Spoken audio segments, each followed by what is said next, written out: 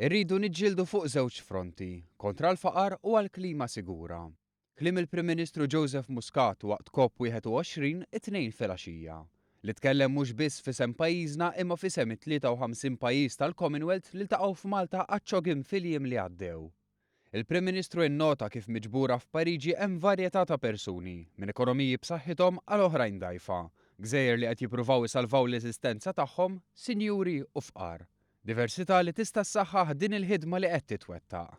Tenna li l-vulnerabilità għat-tibdil fil-klima hija ta' tħassib ewlieni għal bosta minn dawn. On the climate front of this war, the aim is not just to reach agreement here on what governments undertake to do in the years and decades ahead.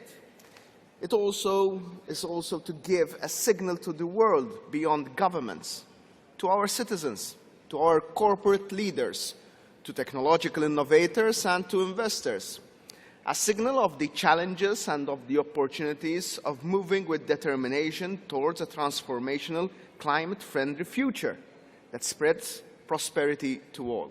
Tenna li l-istqarrija tal-mexxejja tal-Commonwealth jaqqadhom flan li t-temperatura ma titlax ola minn 2 gradi Celsius jew 1.5 ola mill-livell pre-industrijali. To this end, it states a commitment to work towards an ambitious, equitable, inclusive, balanced, rules-based and durable outcome of COP21, one that includes a legally binding agreement under the Convention in fulfillment of the Durban Platform mandate.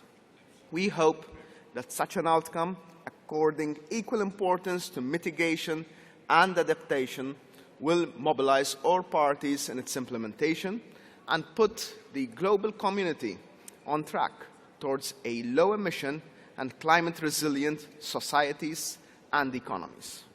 Ispirati miċ-Charter tal-Commonwealth sostna li l-Istati membri qed iħeġġu azzjoni prattika minnu fih mill-gvernijiet u msieħba pubbliċi u privati biex ikun implementat u msaħħaħ l-eżitu ta' COP21.